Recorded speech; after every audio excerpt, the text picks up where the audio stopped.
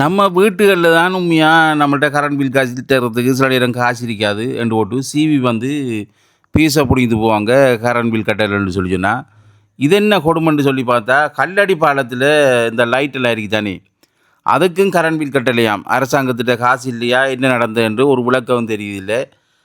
அங்கேயும் வந்து சிவி வந்து பீஸை பிடிக்குது போய்த்தான் கரண்ட் பில் கட்டலைன்னு சொல்லி பிறகு நான் வந்து பார்த்தேன் கடும் கவலையாக போய்த்து உடனே என்னடா செய்கிறோட்டு மாநகர சபை மெம்பரான மதனுக்கு ஃபோன் பண்ணேன். மதன் இப்படி கல்லடி பாலத்துக்கு நீங்கள் உடனே வந்து பாருங்கள் என்ன நடந்திருக்குன்னு சொல்லி அங்கே லைட் ஒன்றுமே பத்து இல்லை, இருள் சூழ்ந்து போய் கிடக்கு. அதாவது பொங்கல் காலம், இப்போ பண்டிகை காலம், அந்த டைமில் மக்கள் கூடுதலாக வந்து போவாங்க. இது அழகாக இருக்கி நீங்கள் மாநகர சபை ஆட்சி செய்கிறீங்க, உங்களுக்கு இது அழகாக இருக்குன்னு சொல்லி கேட்டேன்.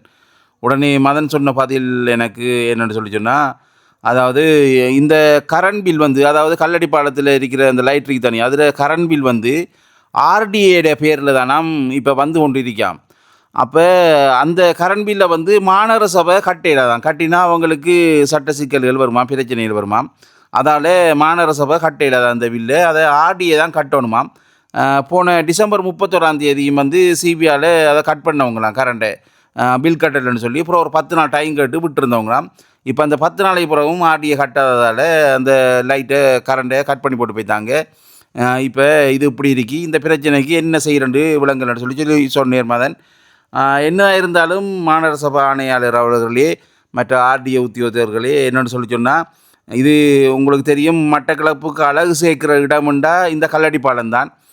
நிறைய வெளிநாட்டவர்கள்லாம் வந்து போகிறவங்க அவங்க பார்க்குற நேரம் இந்த லைட் எரியாமலுக்கு இப்படி இருந்தால் நம்ம நாட்டுக்கு தான் உண்மையாக கெட்ட பேர். மட்டக்களப்பை நிறைய பேர் தேடி வரவங்க யார் வந்தாலும் இந்த கல்லடி பாலத்துக்கு வந்து போகாதாக்களே இருக்காது, அவ்வளோ ஃபேமஸான இடம். அது இருள் சூழ்ந்து போயிருக்கி இதை இருவருமே கதைச்சி என்ன செய்கிறோன்னு சொல்லி ஒரு முடிவெடுத்து கெதியாக இதுக்கு ஒரு தீர்வை தாருங்க, இல்லைண்டா இது ஒரு பண்டிகை காலத்தில் இப்படி இருந்தால் உண்மையாக ஒரு அழகு இல்லை மட்டக்களப்புக்கு.